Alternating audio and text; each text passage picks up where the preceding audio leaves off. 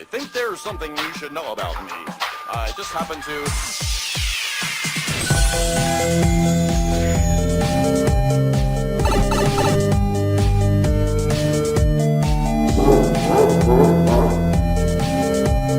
Outstanding. Let's go bowling. Wow! Hey Aussie gamers and honorary gamers from around the world, welcome to episode 93. Today is Wednesday, the 2nd of November. 2nd of November? It's my birthday tomorrow! Fuck yeah! Fallout 4! ACGC in 2 days! Woo! Okay, maybe it's not. For some reason fast forwarded. Black Ops. Yeah, maybe. And Okay. honorary gamers, isn't it? Honorary Aussie gamers from around the world. Yeah, it is. Yeah. That's so good to go. Just run with it. Just run with it. It's November. Okay. Alright Aussie gamers from around Jeez, the the world. Expo was good.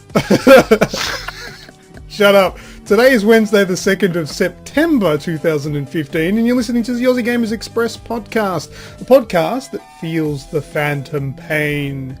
I am your host LewkOne and joining me this week is my good friend Thorncliff. How are you? I am very well. How are you? That's lovely. I'm fine, thank you for asking. And also joining us this week is our other great friend Red. How are you? Oh, I'm good, thanks, mate. Days are getting a bit longer and a bit warmer down here, so nothing to complain about. Days are just flying by It the hit sound 7 of it. degrees there today. Yeah, I know. And then I pulled my pants up. Hello.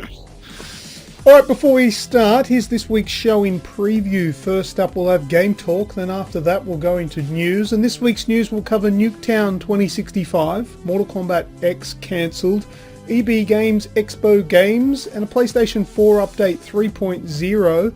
Destiny Taken King's got some new news, and then we'll also cover the Uncharted 4 release date that's just been announced.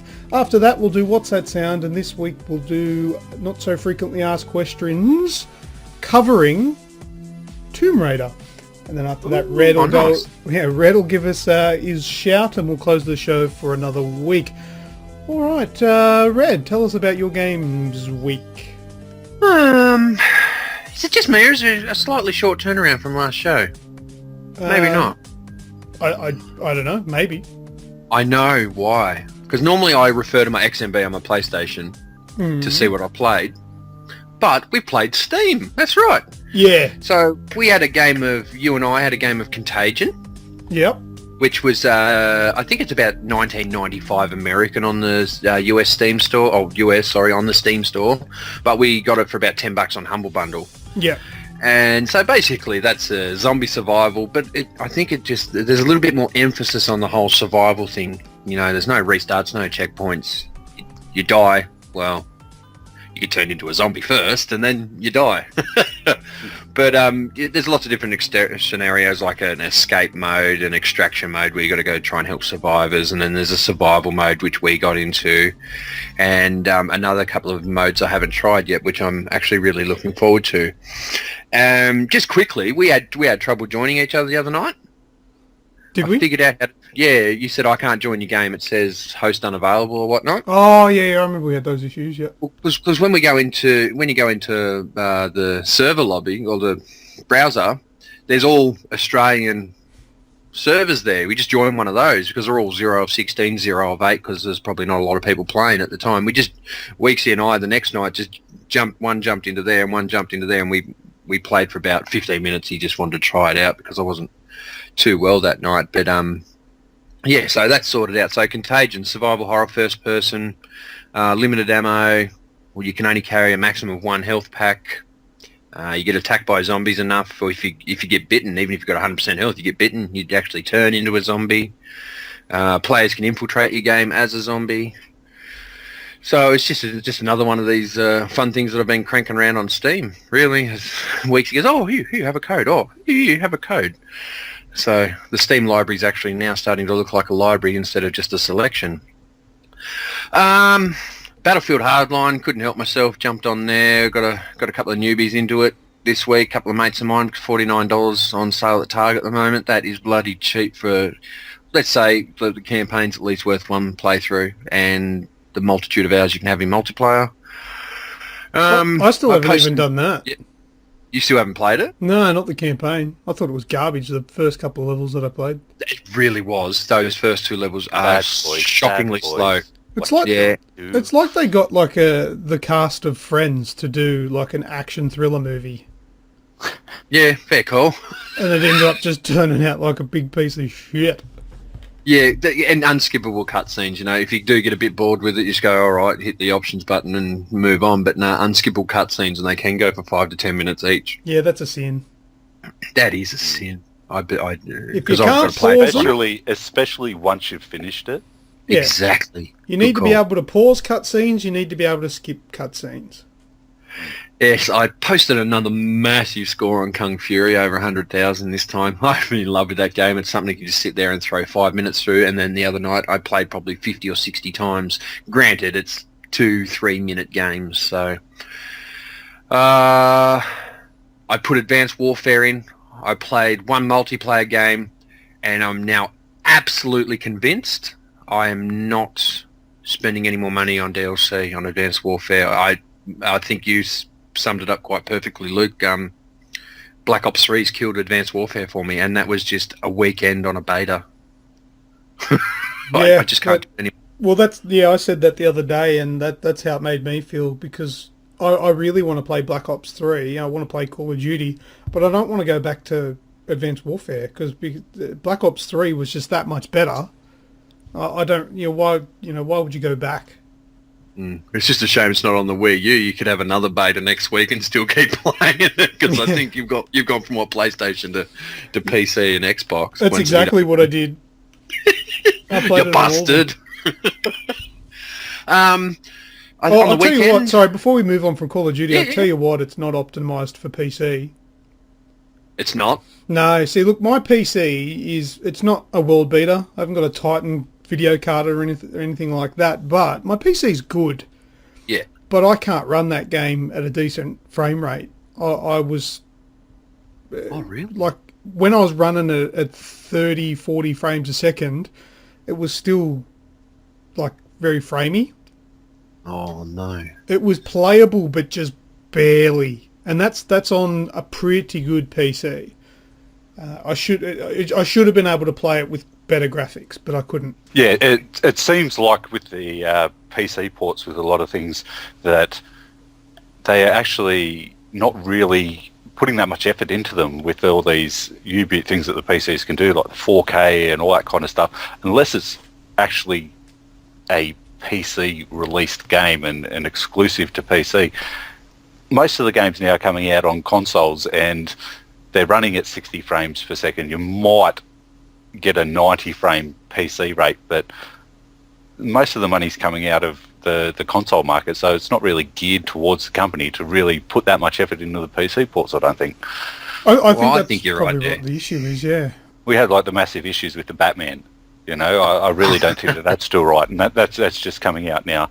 And they didn't even bother with Metal Gear Solid when they did the PC release of that. They put a Steam the Steam launcher on the disc, and that was it. You still had to download the game once you got it home. It just doesn't seem like they're putting that much effort into the PC side of things now, and the so-called master race that it is, it's not really that good now because the games aren't being geared towards PC. So, But it goes both ways, because all the PC games that get ported over to the consoles are pretty crap too. Copy that. yeah, In saying that, I can't really think of an example. Can you got one? War Thunder. Yeah, see, the control schemes are usually what the problems is. That interface on the main menu, Yeah. that was garbage. It's made for a keyboard and mouse, and really, who's going to connect their keyboard and mouse to a console? Jason Yeah. and 4 other people. Yeah, yeah, and well, going back in time as well, the PC ports of things like the Orange Box weren't that brilliant, and Portal 2 still looks absolutely fantastic on the PC. It was good on the console, but it looked really, really nice on the PC. yeah. I think that was probably really just the console limitations for that. Yeah, back in And the just day. just to finish it off, we had a comment on a post on the page, on the Metal Gear Solid page. Someone spent $700 on or $800 on a video card so they can run Metal Gear Solid. Yeah. Jesus Christ, $600 you could have the game, the limited edition, and the bloody PlayStation, the Metal Gear Solid PS4 for $600. Yeah, that's right. Yeah.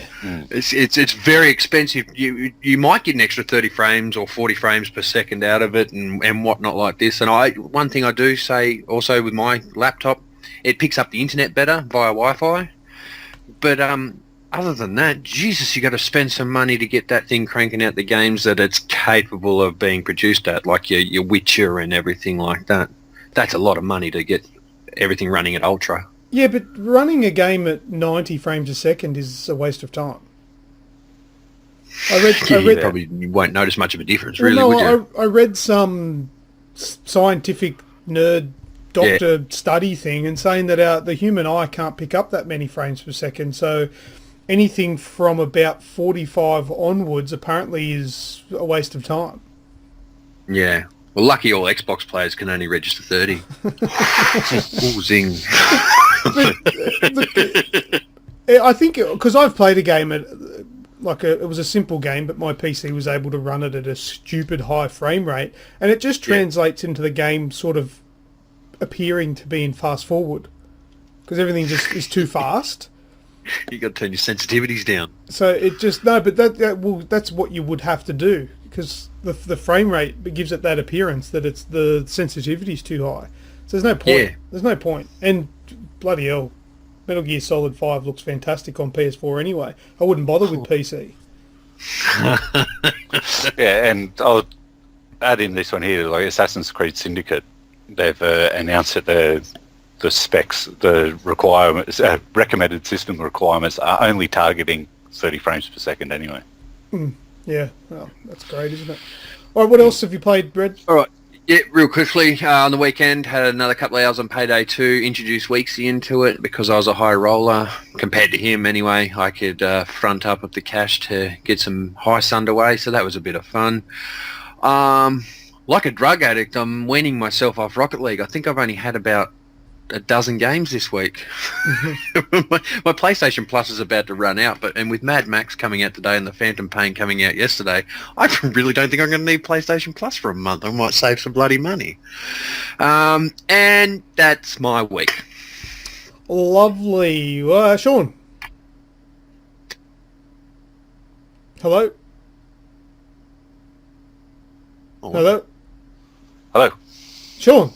I don't know what happened there. My headset was kind of a bit weird and funny. Yeah. Just like its head that's on it, that it's on. Yes, probably.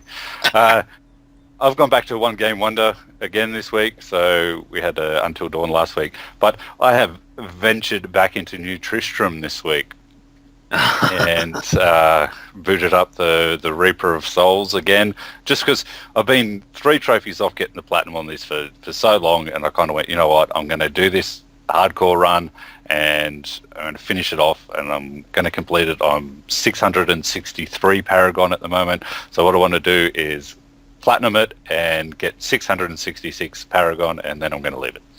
Right, and for those just to clarify, for those who don't know what you're talking about, that's Diablo 3. Yes, it's Diablo 3. The Reaper of Souls edition on the PlayStation 4. So I was chatting with Nico the other night, and he was saying that Chris, his husband, Chris, the blind scientist, was looking at doing a hardcore run through it, and so we were in a chat party, and we both started off level 1s and started playing through. He left, and I think we're about level 16 or 17, and I played on for a bit more and got up to level 20, and then he got on a bit later and kind of leveled up to the same level I was at, so we could keep going. And yeah, thanks for that, Chris. It was a really awesome afternoon playing the Reaper of Souls on hardcore, just leveling up a new character, which was good. And then I continued on, and Luke jumped into my game, and we defeated Diablo. And I didn't die. Yes, and it went down from now 3 trophies. I have 2 trophies to go, and I've got my hardcore character up to level 41 now out of the 70. So I just need to get it to level 70 and beat Mathiel on hardcore, and it's done. So you're up to lots of Act 5. yes.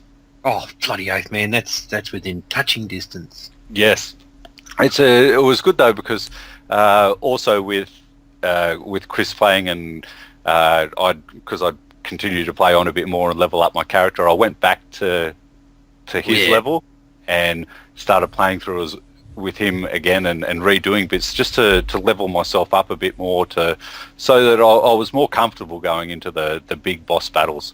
And we're only playing it on normal, which is the easiest level, and yeah, it's really really good. So also the new update that they brought in, I don't know, but it looks a lot crisper and a lot nicer to me than I remember it. I'm not sure if it's been playing like games like Gauntlet and stuff like that that have given me a little bit of like shadow over my eyes in the comparison of that. But geez, it looks nice on the PS4. And yeah, just little bits now, so you can go up to Torment level 10, which is absolutely brutal. It's good fun, and in adventure mode. And they've opened up a whole heap of new sections, and also what was the box that we went looking for, Luke? The Kainai cube. Yeah. Yeah, that thing's awesome. So what you do is you go and get this Kainai cube, which is in one of the what would you call that? The new adventure mode. You get a bounty off some bloke, and you go and find the Kainai cube. Long story short, essentially what this cube does is that you can take, as long as you've got the resources and the money, you take your is it legendary or rare?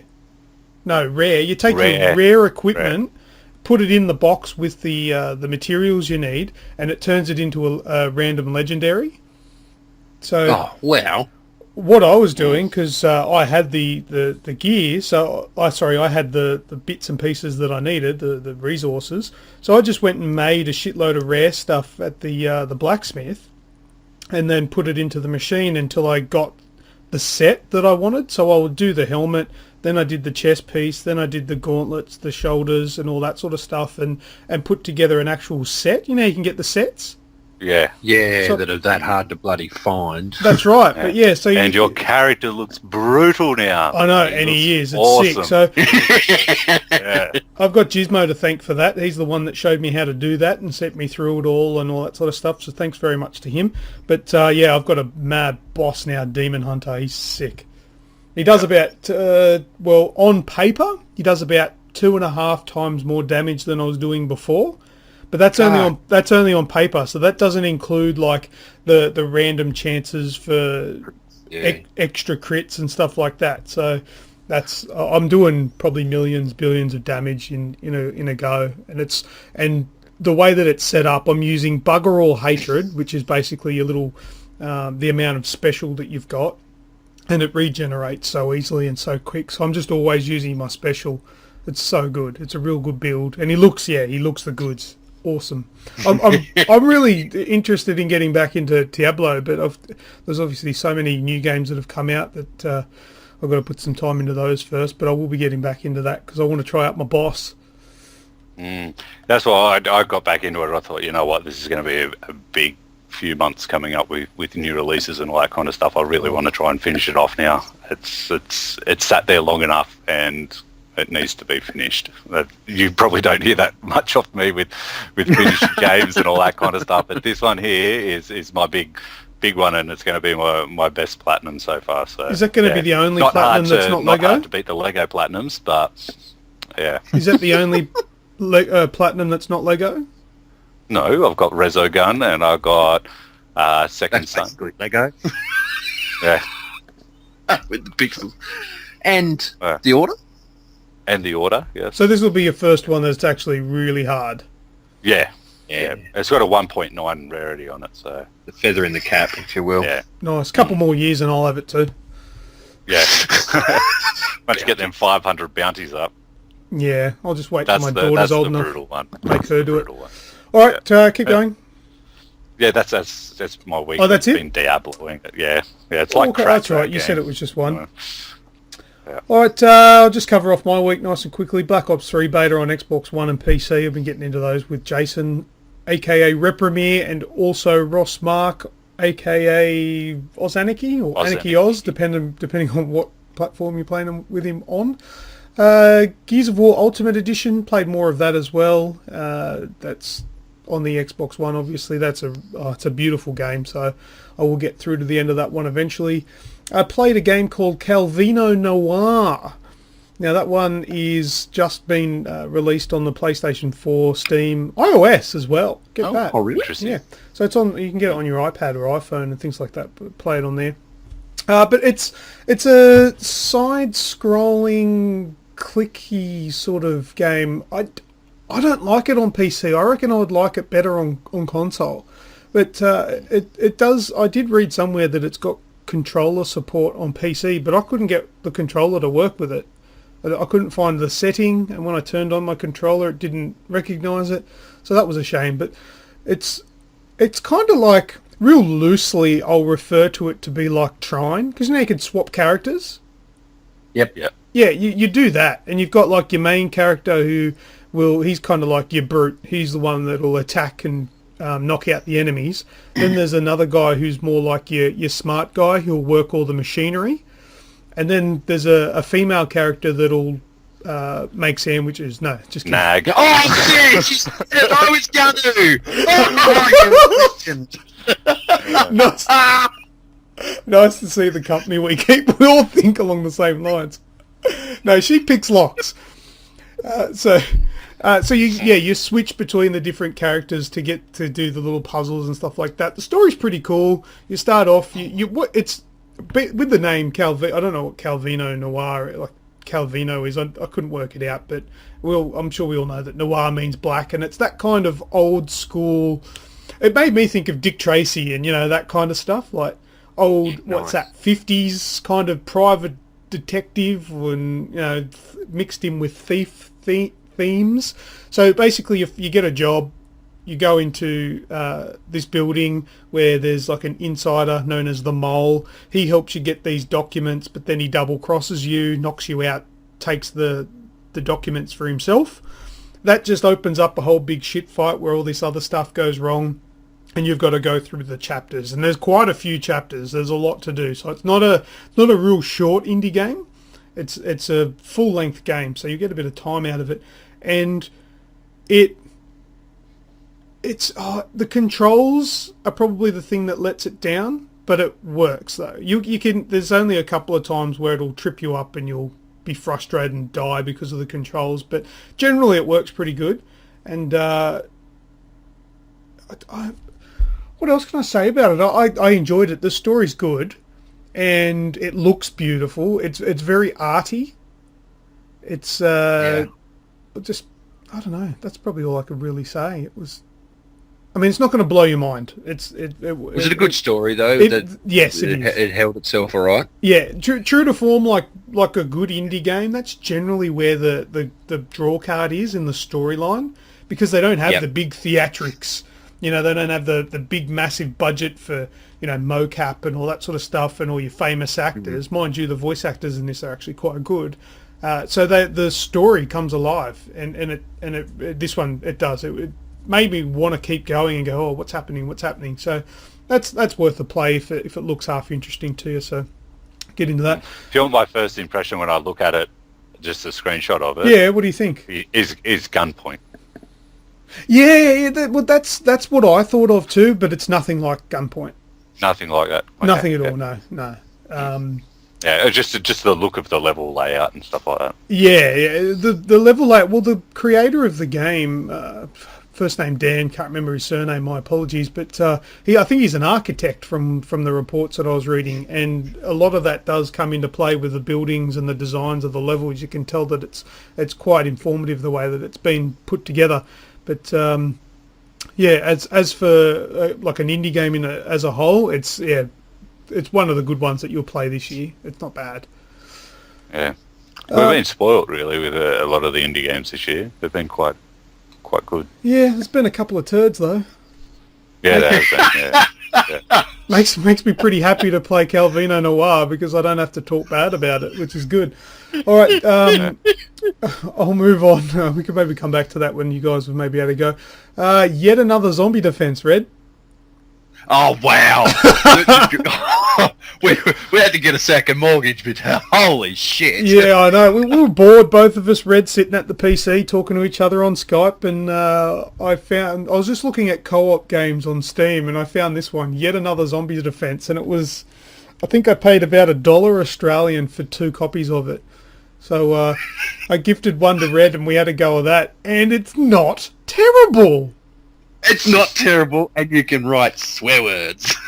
Yeah, that's right. We made a swear word that starts with C and ends with T called, yeah. Out of the barricades. And yeah, well, I mean, we never had any issues in connecting. Jason Reprimere joined us at one stage because he had the money spare, the big budget. $1.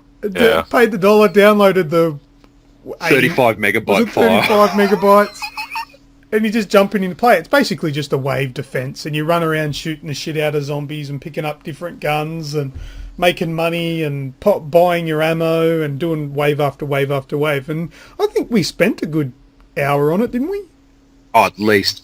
And you know what? It may have only been 59 cents or anything, but these guys have put in the effort, had controller support, as well as full controller easy support. enough to use keyboard and mouse. But you know what I mean? We had fun on 50 cents. What kind of game is it? Like is it top FPS, down, or is it like- top down like Diablo. Dead Nation? Yeah, Dead Nation or any of those games. Like isometric shooter, kind of.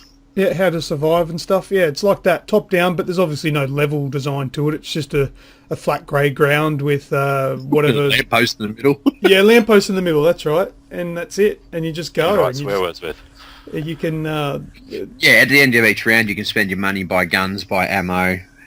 It's the money shared. So Luke bought like a shotgun, I think it was, and then I quickly changed the shotgun. He couldn't use it, so he goes, "Oh fuck this! I'm saving 25 grand and getting a laser." Yeah, the laser's cool. Yeah, that's a really good game for a time waster, and you can actually play it online with your mates as well with no issues, no lag, no connection problems, nothing. It's better than some AAA games. Trying again, come up. Yeah, trying. But yeah, that was a really good fun. We haven't even tried that again, have we? To see if they've fixed that. No, Not since it went PS Plus. They probably have. Yeah. I doubt it. I don't know. Yeah. I really do doubt it. Metal Gear Solid 5. I've put a fair bit of time, about 10 hours into Metal Gear Solid 5, The Phantom Pain now. Red, you've been playing it too? Yeah, I got about 5 hours. I put about an hour in today, just done another main quest, if you will, to open up a couple more sideys. Mate, my mind has been blown by how good that game looks. Oh, it's a perfect example of why games should be delayed. If they're going to come out like this after a short delay, bring it on. But this is one of those games that when you play, and I swear this is how I've felt for the entire series of Metal Gear Solid, every time I play it and I look at the other games that I've played with a question mark and say, why is this game able to do this but you can't? Why does Metal Gear Solid 5 run at such beautiful 1080p and 60 frames a second without any hiccups, no frame skips, no dramas, when other games have trouble? Granted, there's not 100,000 enemies on screen. It's pretty barren, but geez, it's so smooth, and when you go in with like the animations, would you expect anything else from Hideo Kojima though? Well, it's funny you should say it because, like, I'm not going to speak too much on the whole past of the games. All we should know is I've played up to Snake Eater 1, 2, and 3, I believe that being, and it's always been linear. This is, when you say what you expect from Hideo, this is open world, which I didn't really expect at all from him. Yeah, no, well, that's the thing. That's what I wanted to mention as well. Like, even though Metal Gear Solid 5 in what I'm playing at the moment is beautiful and I love it, as a Metal Gear Solid fan of the whole series, I kind of miss that linear thing.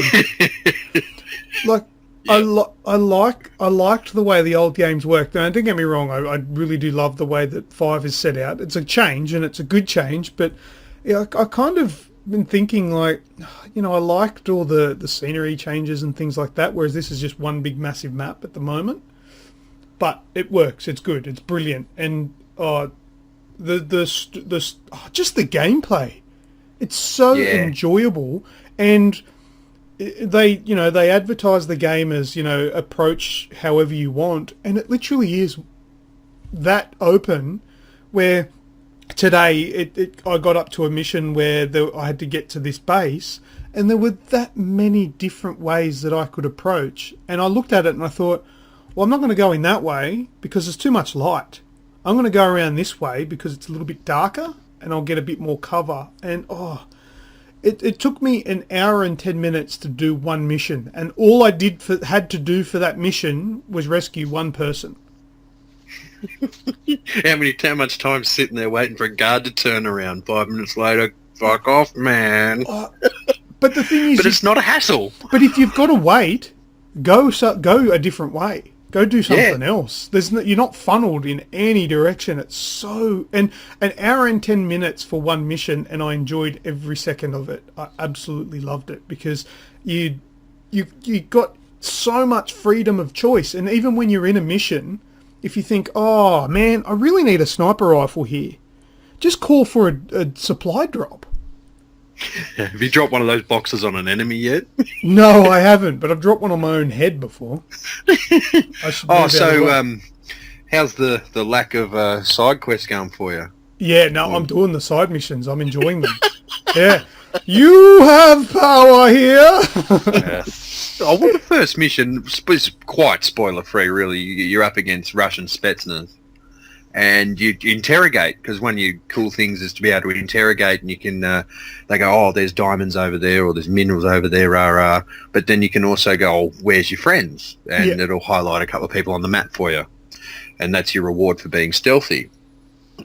And the first one, I'm like, got this guy beat, so I interrogate him, he can't understand Russian, so now you got to go get a bloody translator, and obviously you send it back to Mother Base. So the very first side quest was a Russian translator. And so it's like, it. So you go and kidnap him, or I don't know if you kidnap him or rescuing him, but you go and take him, and then you can understand what they're saying because you've got a translator. Yeah, it's not like as you said yesterday. You've summed it up a lot of things quite perfectly as well, Luke. It's not a side quest. It's just natural progression of the game. Yeah, it's just something that you don't need to do, but it really does help your quests, what you're doing. So, and I think they call it side ops because really sometimes it's only infiltrating one like mini campsite to get one dude that's good at this, or to get one sort of resource sort of thing. They're not really, at the moment at least, big mission style things at the moment. So yeah, and doing the side ops and the main ops as well gets you money, which are called GIMP points. And what you need the GIMP points for is ice cream. Is for Mother Base. So it's got this kind of like a mini game thing on the side where you can go and get resources, minerals, and all that sort of stuff, and also recruit members to work at Mother Base, and that way that'll unlock weapons and armors and different helicopters, different camos for you to use in battle. So depending on the amount of how much you've leveled up the team, so you've got R&D, your research team and your medical teams and all that sort of stuff. You level them up with the different expertise of the guys that you recruit, and that'll get you better gear to use while you're in your missions. So it all just works really well, and I just like the idea that, normally in a game where you'll go and you'll finish the objective and that'll automatically trigger like the end of the game. I like how it's up to you to call the chopper in to come and exfiltrate you, so you got to pick a landing zone that's safe, and if you don't, he'll come across and he'll go, oh look, it's too hot, I'm out of here, and he'll leave you, and you've got to either call him to a different location where it's safe, or you got to clear the battlefield and get the landing zone or the LZ nice and clear for the chopper to land and come and get you. It's It's a very thought out game. It is beautiful. And I never expected, changing the subject, licensed music tracks in the game. How good is it? It's fantastic. You can find cassette tapes because, mind you, the game is set in 82, I think? 86, is it? Yep. So it's set in 86, so you're picking up cassette tapes as music. And the cassette songs are like songs from the 80s. It's awesome. Yeah, and because you don't, as you said, you don't have you don't have to exfiltrate. So you just go on to the next one, or you can just trek it across to where another mini village is, because you're always on a constant resource gathering mission also, let's face it. And you can just chuck on a playlist and the music comes through. So, what was it? It was Born USA? No, where the kids of America. Whoa. Yeah, that was on there. There was Rebel Yell was on there. What's that? Billy Idol? Yeah. Oh, there's a whole bunch of them that it's are got in a there. better track list than Guitar Hero. It does. And yeah, you can play that, or you can choose to play the voice recorders that give you background, but it'll play while you're playing the game, rather than cutting out if you start to move or whatever. Yeah, and Kiefer Sutherland paid a whole heap of money just to go, "Hee-haw," when you get on the horse. He doesn't talk, does he? Nah. I reckon I've heard him say about 6 lines the whole game. And the horse's name is D Horse. So where's D Horse? I think his name's Buddy, isn't it? Oh, I don't know. You bring it up with the direction because it's like because you're not fox units anymore. You're diamond dogs. So yeah, you got we rescued the little wolf puppy, and you call him DD or her. Sorry, DD. So diamond dog. Yeah. I just find it funny how you put the little parachute on them and they go up. Yeah, I love it. The Fulton recovery system is hilarious. It is really funny. I just go looking for sheep, and then because I've got my cousin here at the moment, I'm just sitting here, and then randomly you hear me go, "Mah!" and got another sheep. Oh, it's fantastic. I reckon I could speak for hours about it. It is really living up to expectations here. It's so good. Exceeding them for me because I didn't believe the hype until the 31st of last month. But all the controls work so great. Like when you're running and you go to prone, instead of just dropping to the ground, he actually animates and gets down on his knees and then goes down into a crawl, and it's fantastic. And did we say 60 frames a second? Did we? Because it's actually very, very noticeable. And absolutely. Every time we get a good new release game come out, I go, oh, this is actually what it feels like to be in the current generation of gaming. This is a current generation game. It is. Fuck me. It sounds good, looks good, plays good. You can get vehicles. You've got a horse to deploy whenever you want. You can get in the trucks, the little jeeps. You can get in whatever the truck, like any vehicle that's on there that's not broken, not blown up. You can get into it and use it. You can hide bodies in toilets. You can hold people up as well. That's a good one, where you can walk up behind them and pull a gun on them and say freeze and stuff like that. You said you can hide people in the toilet. Can you pick up poo out of the toilet? Because there was a game that you could do that a while ago. No, but that game sucked. Oh, okay. But you got a trophy for it. He's like, why am I doing this? It wasn't Deadpool, was it? No, it was Duke Nukem. Duke Nukem Forever. Oh, there you go. But yeah, look, we'll talk maybe a bit more about it next week. But like I said, if I go on too much, I won't stop talking about it. Absolutely love it. All right, move on. Just want to make mention that the Turtle Beach Elite 800 competition is finished for the gaming headset. Now we'll announce the winner next week. All right, but so it'll be announced on the podcast as well as on the Facebook page, so the winner won't miss out. Whoever he or she or it is. So that'll be another week before we find out who that is. Lastly, I just want a quick mention for next week. I'm going to be talking about I Am Bread. So next week I'll be taking it for a toast drive. Fuck off. It's definitely an indie game, born and bred. Oh, Fucking hell, Luke. This game is sure to toast your luck. If I was the best man at this game's wedding, I would charge my glass and have a toast to toast. Is the bread Helga's? The winner of this game is the one that can boast the most toast. Apparently in parts of this game, one little piece of bread pops out of the corner and says, Mortal Kombat! I get it. Toasty! Oh, fuck, how long have you been writing them down for? During the podcast. Touche, man. That's... When Red plays it, is it gingerbread? It's going to be what? I cough. I Gingerbread. said when Red plays it, is it going to be gingerbread? Oh, I thought you were going to say crumb because I would have eaten it. Oh, yes, very good. All right, that's enough. We've got I Am Bread next week. Incoming. Fuck. What was that? Aneurysm incoming. Too much laughing. All right. Too much fun on the podcast. All right, boys, tone it down. All right, a little bit more serious from now on. Let's go into this week's news. Perfect. It's cool. Is the sequel going to be called Bread Rising too?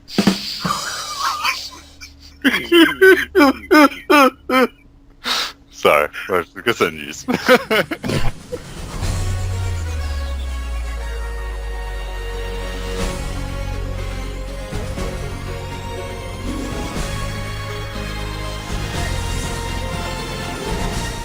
All right, first up in the news, Nuketown makes another comeback in Black Ops 3. What are your thoughts on that? I don't know if I'm convinced. Oh, just don't play it then. Set in the year 2065 and refreshed for a new generation of gameplay, Nuketown, with a 3 for the E in Nuke, because that's hip and happening in a cool far out way. It integrates into Black Ops 3's new momentum-based chained movement system, taking players into intense close quarters action that they've come to expect. Fans that pre-order the game will receive Nuketown downloadable bonus map as an inbox download code, available with launch units of Call of Duty Black Ops 3 for PlayStation 4, Computer Entertainment System, Xbox One, and and PC. Probably a couple of months later.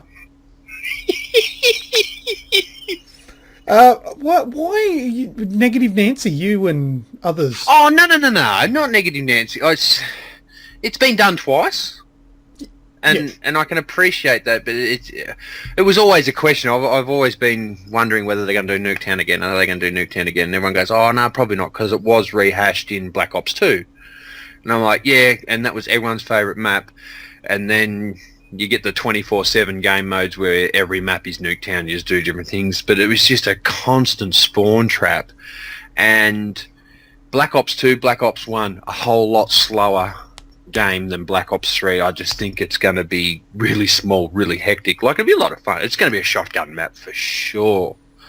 But I just, yeah, I would have liked to, like you said, like the shipment and Rust. another one you put up. I'd rather see them done, if you know what I mean. I'd rather see another one of the favourites, because I remembered I was hell psyched for it in Black Ops 2. It's like, oh, they're bringing back Nuketown 2025. It's like, oh yeah, wicked, you know. It's hard to get excited about the same thing for a third time. Yeah, but it's going to be different though. It'll look different. And it's going to have obviously different elements where you can run on the walls of the building and stuff now. Yeah. It's, I mean, yeah, it can be frustrating if you're in a team deathmatch and people keep voting for the same one and you play it over and over again. Yep. That's annoying. I think they need to limit that, where you can only vote for the same one twice in a row or something. Yeah, you can play. You got next, previous, or random, and you can only hit previous ones. Yeah, that's right. That's what I think anyway. But I'm all for it. I'm happy with it. I liked that map. I don't know. I never actually played the rehashed one because I didn't pre-order, as I don't, so I never got it. And actually, no. You know what? I don't know if I pre-ordered or not, but I had a code and I bought the game brand new. This is Black Ops 2. And the code didn't work. So I never actually got it. And then I think it became free for everyone, but I'd stopped playing the game by then. So I never actually played that rehashed one. So maybe that's why I like it, because I've only ever played the original one. Yeah, don't get me wrong. I'm going to enjoy them. I don't mean to sound negative about it. I just would have liked to have seen another old school favourite rehashed, as opposed to something that's already been rehashed before. All right. Well, that's enough of Red sulking. Red, what next news have you got? Ha! You heard it here first, months ago. Mortal Kombat X is no longer coming to 360 or PS3. It's been cancelled, and you did see that coming, didn't you, Luke? I did. I called it. Yes. Warner Brothers have come out and said that the PlayStation 3 and the Xbox 360 versions simply weren't up to scratch. And I think we've seen Blizzard do it in the last 12 months. Not so much that Blizzard's was a new IP, but just a publisher going, look, no, it's not good enough, and canning it. I'd rather it get canned than Mortal Kombat broke records just selling on current gen. I'd rather see them can that than mar the record that they've just done and put a bad taste in everyone's mouth for Mortal Kombat X1. Yeah. If it doesn't work or if it's not up to scratch, yeah, don't release it. You see, so it wasn't NetherRealms. It was being ported by High Voltage Software, and they also took care of the PC version of MKX, and they previously worked with NetherRealms importing 2011's Mortal Kombat to PC, and they were responsible for Injustice Gods Among Us release title on the PS4. And if that was anything to go by, I don't think they've really done too much to Injustice, but granted, they probably didn't actually understand the power of the PlayStation 4 at the time. So, even they were still breaking records, and they're not going to succumb to just pushing something out there that's of lesser quality in order to make a quick buck. So everyone's, of course, can go get their refund from their retailer if they've pre-ordered it. And after 2 delays, I should have mentioned, it's been delayed twice, and it had a release date of 31st of December, and as we all usually know, that's only a placeholder date, so it looks like they've been in trouble for quite some time. So pull the pin now, save some money, get the next Mortal Kombat on the way. Yeah, sounds good. All right, Sean, next one. Destiny's Taken King. So it will release very shortly, and they've announced that there's going to be a raid for it, but it's not going to be available on launch. Oh, okay. So there's been a delay in the actual raid in it. Now this is a $40 expansion to Destiny, which is supposedly like rehashing everything in it, and it's going to look really, really good and hopefully add some depth to it. But yeah, paying this amount of money, they didn't get it with the Prison of Elders, which they were told they would, and nothing's happened of that yet. And the Taken King, no raid yet. So, is it really worth that $40? I've spent my time in it now, so I'm not terribly interested at all. Really, I'm not. I don't really care. I mean, unless it comes out and it gets raving, remarks and reviews from the critics. I don't think I'll even bother with it. Count me in. That's a Nolan North game now, isn't it? That's probably why it's been delayed. Guardian. Oh, right. I just worked out what you're talking about. They're re-recording the Ghost voiceovers, right? Yep. Yes. Yeah. Well, that's coming for the entire game, so even our versions of it will have him in it. Yeah, I won't ever know. Yeah. I'll try it. I'll try it out and let you know. Fair cool. Is that it for that one? All right, next up in news, PlayStation 4 System Software 3.0 features have been detailed, and the beta starts today. Are either of you, did you guys apply for the beta for that? No, not that I know of. No. I got accepted into the PlayStation beta program probably about 6 months ago, so that may cover this, or I've not reapplied for anything, no. Yeah, it might, but see, the PlayStation 4 is essentially my main hub for gaming. That's where I do about 90% of my gaming. I don't want broken beta shit on there, so I didn't sign up for it. I'll just wait till it comes out and it's fixed. So Red, you can take the bullet for me. Thank you very much. No worries. But anyway, I'll just breeze through a couple of these features that have been announced. This isn't the whole list, but it's a list of the ones that have been announced, and they're pretty good ones. So hopefully there's a couple more things that I do want that might come, but these are the ones that are out. So online storage capacity is increased. So some people might not even be aware that it's only 1 gigabyte at the moment, the online storage for your saved games. And some people might not be aware that your uploads are actually failing because there's no room, and your save games they're on your console still, and you can still use them, but they won't be being backed up. So if your console dies, you're going to lose your games, because it's very quick to fill up a gigabyte with some of the games taking 100 meg. So absolutely. So that's been upped from 1 gigabyte to 10 gigabyte, which is fantastic. That's for PlayStation Plus members only. I think if you're not a PlayStation Plus member, I don't think you get access to any of that. No. There you go. But that'll be a nice new upgrade, because that's definitely something that I've wanted. YouTube Live, so you're going to be able to stream from your PS4 straight to YouTube, just like you can currently to Ustream and Twitch. So that'll be good. I don't mind using YouTube. YouTube's actually quite good. YouTube, when you're watching it on your computer, has like a DVR feature. So when you're watching it, you can rewind what you've already watched and go back, or you can pause it. And it keeps streaming onto your computer, so then when you come back you can hit play and watch up where you're up to, rather than it starting the stream again. So YouTube's got pretty good features there. The only thing I'm sorry to interrupt there while you're talking about the YouTube streaming. I've done a little bit of research into it inadvertently with a couple of the YouTubers I actually watch. The only thing that could possibly be an issue with the gaming streaming service that they're going to have is their copyright, because some in-game music and everything like that's still going to come up as a copyright flag and just kill your stream. Yeah, that is an issue. I think the stream will work. I just think you won't be able to like archive it and keep it on your thing. It'll get flagged or whatever. Generally with YouTube videos though, with the latest terms and conditions, they won't actually remove your videos anymore, but you can't monetize it. Cool. So you won't make any money from it. The actual owner of the content will make money from it, which is a bit of a painful thing considering it's a video game. And frustratingly enough, I've actually had our podcast flagged in the past because of the Mario jump for copyright. No, I don't know what it is. Like it actually tells you what portion of this because I obviously turned the audio podcast into a video, and it tells you the portion of the video that has the copyright infringement, and I've listened to it and it's nothing but us. So sometimes it's a bit off. It's annoying. But all right, I'll move on.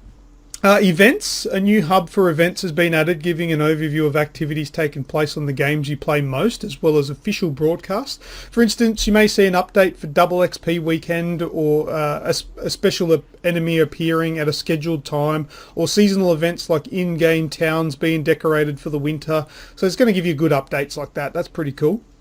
Now, this next one is one that I wanted, and it's favourite groups.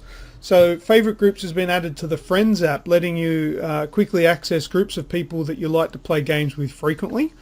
So this will make the process of getting a game session up and running a bit easier. So I've always said, because there's a whole bunch of us that always get into game parties together, and it's annoying scrolling all the way down to the bottom to invite Zach Weeks because he's Z and all the way down at the bottom, we can have like a favourites group, and very likely, I'm only assuming here, but you could probably just hit start invite party once. with favourites. Yeah, how good would that be? So it'll just invite all the favourites, which is pretty cool. So moving on from that, communities. PS4 users will have the ability to create communities based around shared interests like games, genres and more. So it's probably just going to be like a bit of a social networking things. Sharing video clips on Twitter. So uploading your videos to YouTube and Facebook. You can also do Twitter now as well with that one. Stickers, you can put stickers in your messages. I don't really care about that. I don't send messages, I just chat with people. The now playing and what's new section is going to be updated and with a bit more information about what your friends are doing, etc, etc. Live from PlayStation is improved on the PlayStation app, which is going to make it easier to view the broadcasts in real time. I think that's from your phone. and you can also request to watch gameplay. It's probably not something that we'll use very much, maybe overseas or people with NBN. But if you can see somebody on your friends list playing a game, you can send through a request for them to either stream it or share play it. And if they agree, then they can hit OK and it'll just start screaming for them. So that's probably not much chop for us, but someone, not for 8 or 9 years, no. Well, yeah, not at the moment. But somebody made a mention about something else that they wanted. You did. Me? You wanted appear offline or busy. Yeah, 100%. I agree with you. If you just, want to play on your own, you don't want interruptions from, invites or anyone, anything, just appear offline. Well, if you've taken a sickie from work and you don't want your boss or your workmate seeing that you're playing the new game that just got released, you just put it to appear offline so nobody knows you're on playing the latest greatest thing. That's a simple thing that will probably no doubt come in the future. So that's just a short list of the things that are coming in the next update, and I'm looking forward to specifically that online storage capacity increase. That'll be pretty neat. But that's all I got to say on that one. So who's next? I've lost count. Red. Go Red. Speaking of red, if we add a bit of black and a bit of white, we've got everyone's favourite foul-mouthed bloody mercenary Marvel character Deadpool. Yes. Superhero bad guy. The best thing about Deadpool was he wasn't on the current generation. Hot damn! That's set to fucking change, isn't it? In November, Activision have chose to release another HD remake of a game that probably doesn't really deserve it. No.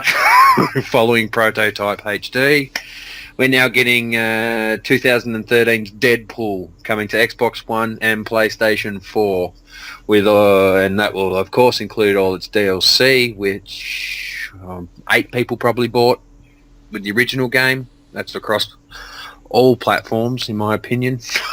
Yeah. But I believe it's probably on the hype train of the new Ryan Reynolds Deadpool movie that's going to be out early or mid next year. But for people that don't know, like a little while ago, it was removed off Steam, and you could no longer purchase the digital version, and they were no longer selling it. There was a big argument with rights and things like that with the name. But apparently, in July this year, it arrived back on Steam, so it's being sold again. So they've struck up some deal to sell it again, and now they're going to flog it off on the next generation of consoles, or the current generation of consoles, I should say, for anywhere between $50 and $75, I bet. 50 American. Yeah, okay. So it'll be $75 for us, I reckon. Bullshit. Yeah, that doesn't deserve to be on there. You're right. It's not a terrible game, but it's not good. No, and it's where it belongs to, on the last gen. It is a last gen game. It was cool. It's basically Devil May Cry 3 with Deadpool voicing over the top. You've got your swords, you've got your guns, your upgradable abilities. All well and good. It's got the Deadpool humour. Like, don't get me wrong, it wasn't terrible, but we're just talking about playing games in the new generation. We've got the Phantom Pain. We've got everything I've seen on Mad Max. I won't actually see that on console till tomorrow. We've played Until Dawn recently, and I don't see games of this lack of caliber have a place on the PC, PS4, Xbox One. Yeah, I'm all for remasters and bringing them forward. Me too. You've got to make sure they're good games that you're doing. That's right. It should be just a stipulation that it's sold like where they used to go platinum. If you've sold more than 1 million or whatever X amount it is, the games that had to have sold that much in the previous generation to then come forth to this one. The Nathan Drake collection, what's that? $40, $50, maybe $60. We'll get it here at Target and whatnot like that. That's 3 fucking games, and 3 quality games, and they're going to release Deadpool at full price. I'm going to stop there and let you move along, but I'm not for this release. Yeah, well, that's it. For the choice, you don't have to buy it, so that's the main thing. Copy that. Sean, did you have something else? Yeah, the latest games lineup for the EB Expo this year in Sydney, October 2 to 4 at Sydney Showground. More games that are going to be playable. So they've said that Dark Souls 3 and Need for Speed will now be playable for the first time in Australia. Also, other new ones that are going to be there, Star Fox Zero, Legend of Zelda Triforce Heroes, Yokai Watch, Plants vs. Zombies Garden Warfare 2, Naruto Shippuden Ultimate Ninja Storm 4, Adventure Time, The Finn and Jake Investigations, Dragon Quest Heroes, plus there's Mirror's Edge Catalyst, which I'm really looking forward to. That'd be pretty cool. And Quantum Break with Littlefinger in it. Yeah, they look good. They look good, that game. Yeah, and also they said that they're revealing that the first fans to get into the Skylanders Superchargers booths that they got there will get free Frightful Fiesta Halloween Skylander figurines. Woohoo! And Xbox... Watch out, kiddies. Here comes Red! Yes. Xbox has also confirmed that Halo 5 Guardians, the 24-player multi-mode Warzone, will be playable at the Expo as well. So it's an Australian first there too. Cool, I'll give that a go. Yeah. So it's looking good. They've got some pretty big titles now coming. So it should be good.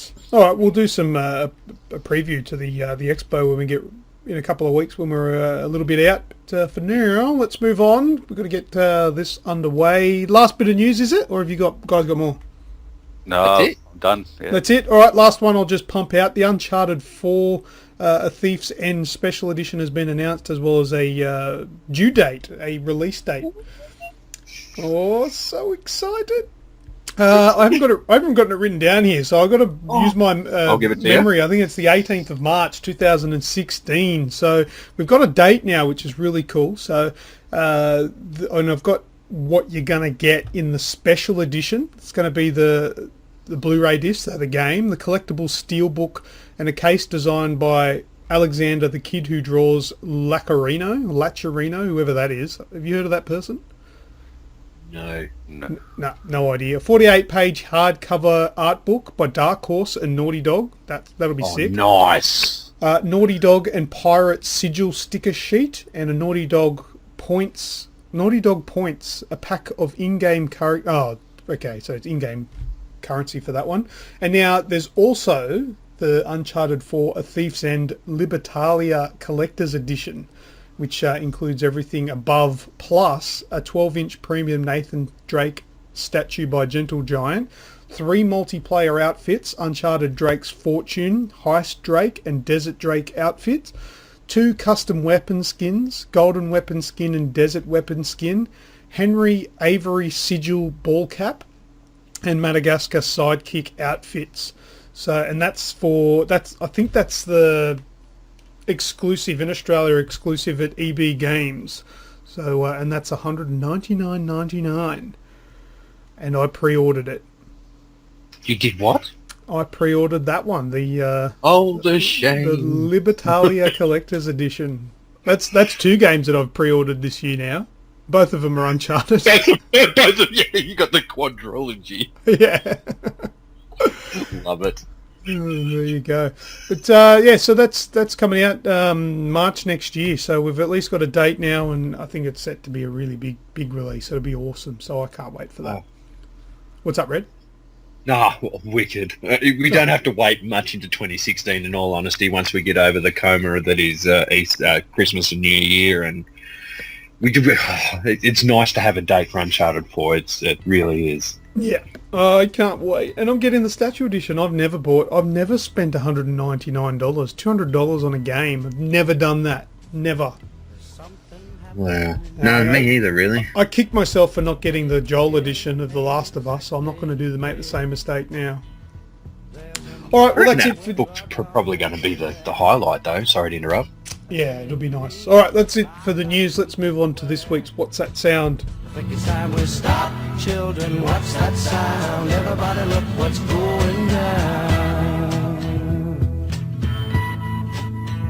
All right, so last week, Sean, as we say, has Raymanned it, and he got it right. So that was the Sega Rally Game Over screen. Game over, yeah! So congratulations, Sean. Game over, yeah! And I don't think any... we did have one person.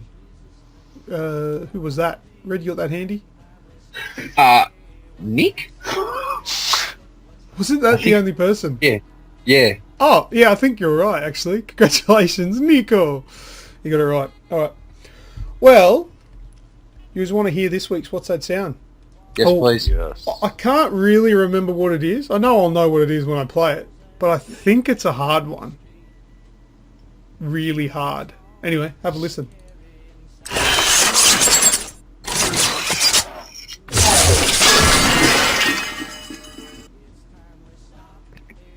Do you have any idea? Yeah, that's really hard. Ooh. One more time, please. Okay.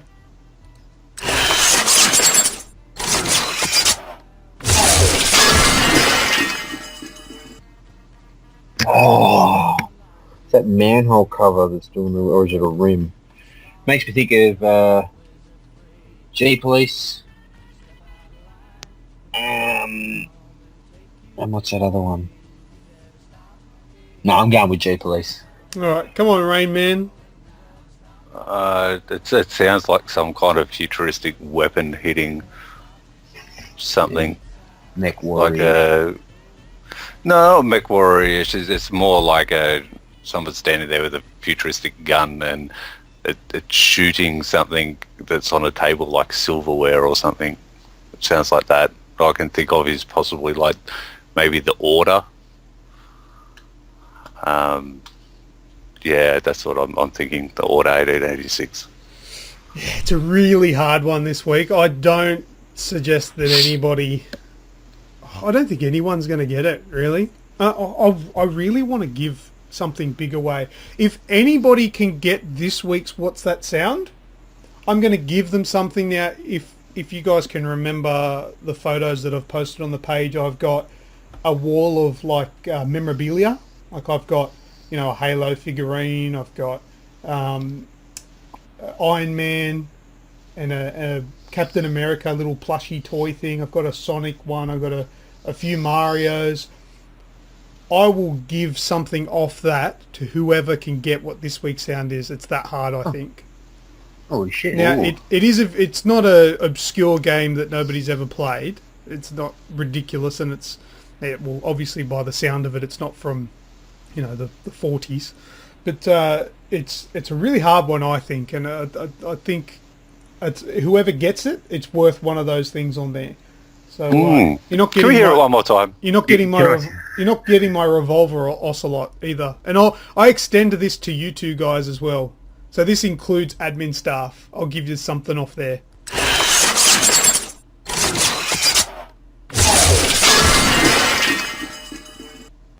Could even be like trying to start something. Like a fight. Can I give everyone... starting like a bike or something. Like a... All right. What were you going to say, Red? Can we give everyone a clue? Is it AAA? Oh, that's a hard... I can't really answer that because... Well, but not being able to answer that in itself is a clue. So there you go. Yeah, because I don't know if I can say it is or it isn't. Yep, cool. Because you could say no, but you could say yes. Better not be bloody Deadpool.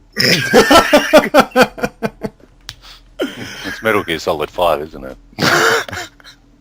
No. That doesn't make any sense. The answer Well, why would have not? been yes, it's Don't AAA. know if it's AAA or not. Why not? Ooh. Hideo would turn in his grave. You're just dirty because you don't have it.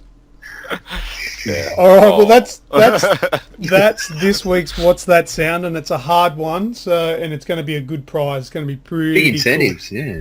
All right, so but I have said no one's getting my revolver ocelot. All right, that's mine. I'm not giving that away.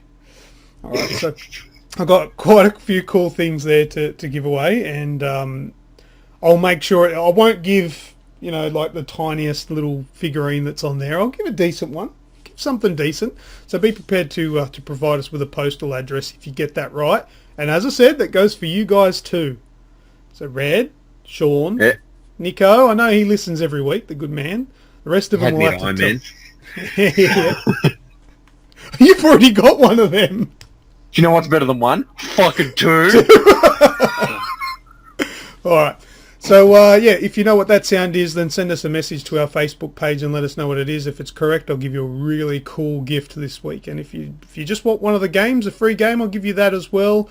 Or if you miss out on, because I'm only going to give it to one person that gets it, because I'm not going to give away everything from my mad shelf, but I'll give that to one person. Subsequent people might get some free games, so that's no dramas there. All right, well, that brings us to the end of the What's That Sound, so let's move along to our next segment, which is Not So Frequently Asked Questions. Okay, this week is Tomb Raider, and this has got some pretty cool, not so frequently asked questions in it. I'm really keen on this one, so let me get started without further ado. The first one here, Tomb Raider was the creation of just 6 people. Did you know that? No. Makes Yeah. sense when you look at the very first game, though. Yeah, so only a small team, I think it was called Core. So in 1996, it was created over a period of 3 years, from 93 to 96, by the developer Core Design, which only had the 6 guys on it. So 6 blokes, no wonder the big boobies, yeah? Yeah. So that's a pretty impressive feat. All right, the next one here, number 2, Laura Cruz, the beefy framed Nazi lesbian. Oh, yeah, boy. Now you're talking my language. Tomb Raider's main character didn't start off as the slender beauty that we know as today, but Lara was originally Laura Cruz, and she was a heavy-set beefcake with a short military-style haircut from South America. They could have got Kim Kardashian to act it. Yeah. No. On top of that... Hey, if the feminists have their way, it'll be back to that in the next game. Yeah, Lara Soft. Mm. Lara Soft. Yeah. On top of that, Laura Cruz was also a bit of a sociopath with no aversion to killing everything that she saw, anything that moved. So that was a very different character that we now know today, wasn't it? Yeah, There you go. Yes. All right, so the next one, moving along, number 3, grab the phone book, guys. We're hunting for ideas. The developers wanted to give their character a British twist, so naturally Laura Cruz wasn't going to work because it's very South American, Latino, if you will. So to find their name, they wanted something that was similar to their original idea. They went to the phone book and just picked out a name. So that's where Lara Croft came from. So apparently there's some lady in Derby that has a famous name. Wicked. Yeah, so thanks, Core Design. Next one, number 4. The original Lara was very low res. So using 540 polygons, they created the original pointy-breasted brunette warrior, and was only superseded by the 2013 version that used 40,000 polygons. Oh, So the original 540, 40,000 with the latest one. What a we have massive to admit, difference. she's pretty hot in the new game. Yeah, I know, she has round boobies too. I just wish they could have done 41,000 polygons and gave her some nipples.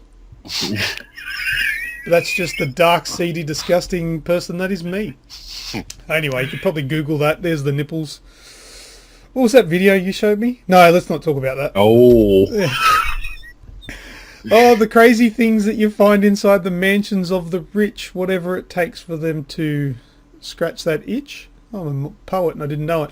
The Ark of the Covenant was actually stored in the Lara Croft Manor foyer. So it's apparently not in some mysterious government warehouse like another... Indiana Jones. Yeah, like another franchise Awesome. might make you believe. It's actually in Lara Croft's house as an ornament. So in the original game, if you go to the mansion, you can see the Ark of the Covenant in the foyer. There you go. That's a little Easter egg there for you. All right, number 6, to kill or not to kill? That is the question. Only 6 people were ever killed throughout the original Tomb Raider. Lara kills like a shitload of lions, gorillas and dinosaurs in the game, but only 6 humans die throughout the game. However, if you multiply that by about 100, you get the kill count from the 2013 version, which is an absolute slaughterhouse. So it's not just the polygons that have been multiplied, it's actually the amount of bloodshed as well. So that's pretty cool. Wicked. All right, the next one, number 7, distinct character design, but not the character's voice. Lara Croft is no doubt a well-known figure among gamers, but outside its context of who she is, would anyone actually recognise her voice? Would you? Probably not. No, I would bet not.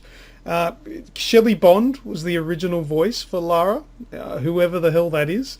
And after that, 4 others have done her voice. So without really anyone knowing or caring, there's been 5 different voice actors to date for Lara Croft. So it's not very consistent, but it goes to show that any female with a British accent can basically pull it off. Troy Baker could do it. He probably could. Actually, I think he was one of them. I don't know. He probably auditioned. Yes, there you go. So it's, I don't know, it's just a weird phenomenon there that nobody really cared about. Moving on, number 8. Sony wasn't going to allow Tomb Raider on the PlayStation at first. Did you guys know that? Oh, no, why? Well, apparently the original version of the game was shit, and they thought it was garbage and wasn't made up to their standards, so they knocked it back. Oh, wow. They signed up a deal with Sega Saturn instead, and that was actually the only game, well, the only Tomb Raider game that made it to the Sega Saturn before it died. But Core went back to the drawing board and released a little bit more refined version of the game that Sony then eventually allowed. So that's why it finally came to the citizen. But yeah, almost wasn't going to make it. Now I bet Sony are crying because they don't have it now that it's Xbox, well, timed exclusive. But yeah, so that's what nearly happened at the beginning of the Tomb Raider's life. Alright, I've got some strange things here. Now, just give me a quick moment. I'm just going to queue up some sounds to accompany it. There we go. Lara Croft actually released 2 albums that only came out in France. No. I mean, Tomb Raider was a massive success, so suddenly after its release, like Lara Croft was on magazine covers, she was in commercials, she was even part of a U2 live tour. So it's only natural that Lara Croft would make an album. So the single Getting Naked from Lara's first album, which was called Lara Croft Come Alive. So I've got a 30-second grab Please don't. of Getting Naked by Lara Croft. Have a listen. I know you've always been my satellite, but I've had a lot of changes in my life. There are so many dreams that you could never see, and it feels so good, like you never could.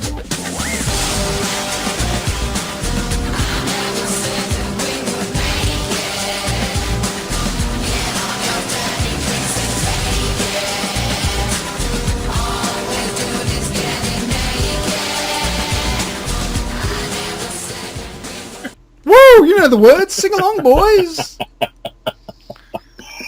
Fucking hell. That is so nice. If I was on one of those like British Got Talent shows, the second that started, I would have. Be fucking Red Simons with the gong. The second she walked in the stage, bong. That was shit, wasn't it? Yeah. Oh, Well, wow. I'll only subject you to the one of those. But there's, But then there's 2 again, albums. still better than the Spice Girls. No, the Spice Girls were good, man.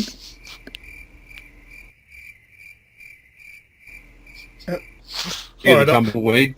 I'll edit that out of the show. I'll edit that out. All right, let's move on.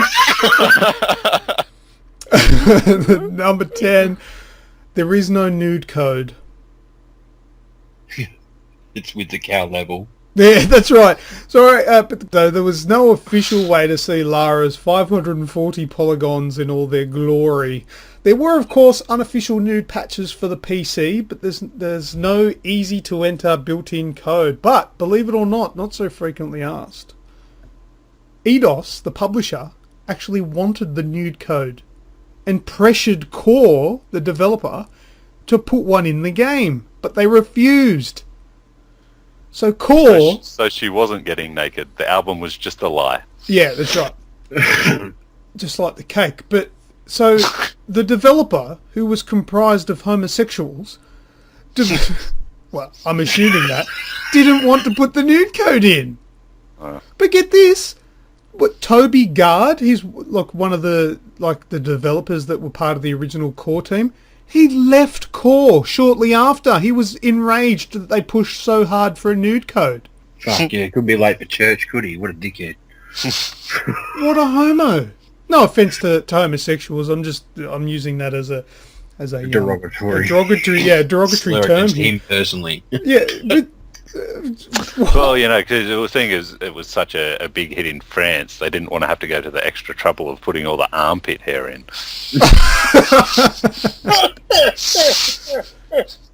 But apparently because that Tony bloke Toby I should say left, that's a good reason why the rest of the games were tacky and weren't very good. But why would you leave a company because they wanted a nude code in? What a pansy. Sorry, Toby. Eat a dick, I know you want to. But that's it. That's the last one for not so frequently asked questions for this week. So I hope you enjoyed that one. Some pretty cool stuff in there. You love the song. Red, you're downloading it now, aren't you? While touching myself. Is it weird that after seeing that, hearing that, I'm actually sitting here naked? You're just weird in general. It's got nothing to do with what you're doing right now. All right, that's it for that one. So, Red, take us away with this week's shout, please. No worries. All right, now bear with me. Because in response to our last week's podcast, we were talking about the Boston Pokemon Invitational and the sad, tragic thing that happened with the reporter and disgruntled employee. Yep. So I put up the post that featured the dude that played Michael from GTA, the whole gun thing where you go and you get the history of the gun. Yep. Yeah.